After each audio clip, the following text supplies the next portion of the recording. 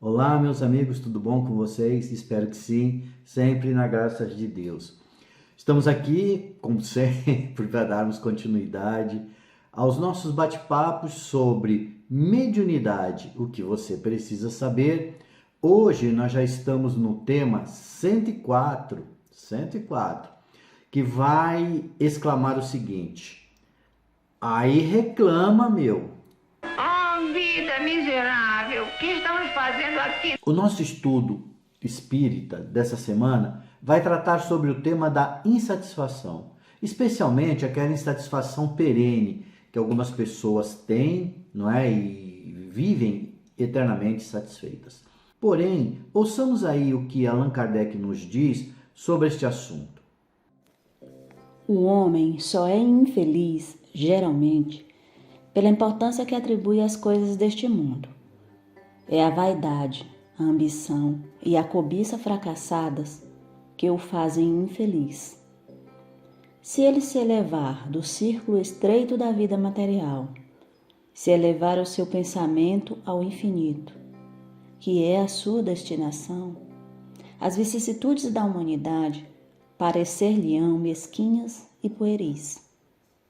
Aquele que só encontra a felicidade na satisfação do orgulho e dos apetites grosseiros é infeliz quando não pode satisfazê-los, enquanto o que não se interessa pelo supérfluo é feliz com o que os outros considerariam infortúnio.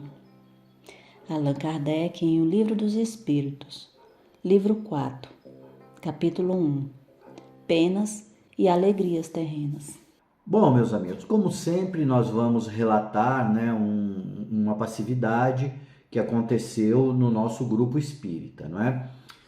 Na nossa reunião mediúnica, para ser mais exato. Há um espírito desencarnado, né, numa das reuniões, ele iniciou a fala dele dizendo o seguinte: tem gente que passa a vida reclamando, reclama de tudo, não é? Do quente, do frio, da chuva, do sol, até do cantar dos pássaros de manhã, não é? Reclama dos pais, da esposa, dos filhos, do emprego, dos amigos, em suma, reclama de tudo, é o que ele falou, né? E ele falou que o reclamar acaba virando uma obsessão. E assim, é como um pobre diabo, não é? Ele reclamou da vida até o último suspiro. Então ele perde, diz ele, que perde a reencarnação, porque ele não percebeu, não é, a grande oportunidade que ele tinha ali de aprendizado, de evolução, não é? E reclama, inclusive, até por ter desencarnado, não é? E por fim, na fala dele, ele se questiona: quando eu vou aprender a aceitar que o que eu tenho é maravilhoso? Ele fala assim que o que ele tem de maravilhoso é que ele sempre reclamou, não é? Viveu encarnado reclamando e desencarnado continua reclamando, mas que os pais dele nunca desistiram dele, não é? E que foram os responsáveis por haver trazido, não é? O haver trazido até a reunião onde ele estava ali tendo a oportunidade de um diálogo, de um esclarecimento, né? Não só com os médiuns, mas com a espiritualidade. Bom, gente, nós não temos resposta para tudo, é claro, né? Mas na orientação ali, no diálogo fraterno, nós falamos assim. Como resposta, nós falamos para ele, né? Que nós buscamos aquilo que nos ensina, né, também, e que a espiritualidade nos ensina, e que nós tivemos oportunidade de ler, nas palavras de Herculano Pires, não é? Então foi o que nós dissemos para ele. Ouçamos aí o que Herculano Pires nos explica, não é, sobre o assunto. Na vida comum, quase todos somos espíritos confinados. Somos doentes, apegados à rotina de uma vida sem sentido, lutando contra as águas do rio da vida, que nos querem levar para a libertação. Se quisermos continuar nessa atitude, só poderemos aumentar os nossos sofrimentos e as nossas dores, Diante dos ensinamentos espíritas, a vida não é fixa, não é sólida, não é estável. É fluente e mutável. Se quisermos salvar a nossa vida, fixando-nos em nossos hábitos e em nossas ideias, perdê-la-emos. Se, pelo contrário, concordamos com o Cristo em trocarmos o nosso apego às pequeninas coisas da existência passageira pela compreensão das verdades eternas, salvá-la-emos. J. Herculano Pires, no livro O Sentido da Vida. Conclusões práticas.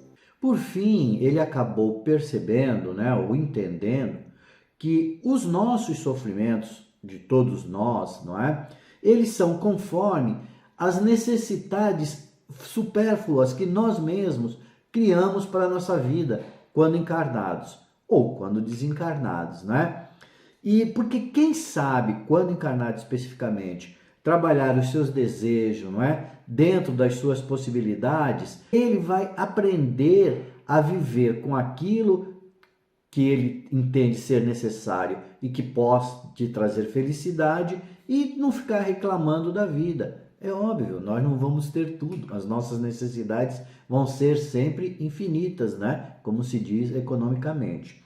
E agindo desse modo, quem age sabendo, tendo essa dimensão daquilo que pode ter e daquilo que realmente pode lhe trazer felicidade e satisfação, acaba evitando esses vários atropelos e aborrecimentos que nós temos durante a nossa encarnação, não é mesmo? E para finalizar, vamos lembrar como diz Kardec, o mais rico é aquele que tem menos necessidades. Então é isso que deve simbolizar ou deve expressar para a nossa vivência aqui na Terra, o que nós pretendemos para a nossa vida. Assim, meus amigos, se te derem aumento de salário sem você pedir, não reclame. O que sobrar, faça caridade, Tem tantas instituições de caridade precisando de uma ajuda, aproveite com essa sobrinha, põe um pouco na poupança, é bom sempre ser previdente, e o resto ajude as casas ou os programas aí de ajuda ao próximo, tá bom? Então era isso que eu queria falar, para a gente prestar atenção um pouco mais na nossa vida, porque as insatisfações que nós criamos, são culpa nossa, nós mesmos que achamos sempre que deveríamos ter mais, que queremos mais, principalmente na parte material, nesse mundo capitalista que a gente vive, do ter, das coisas, do instantâneo para hoje, e eu preciso ter para eu poder ser aceito. Comecemos a prestar atenção nisso, para evitarmos vivermos insatisfeitos nessa vida. Era isso, um abraço a todos, sempre lembrando que mediunidade é uma relação de amor e fraternidade. Fiquem todos com Deus e tchau!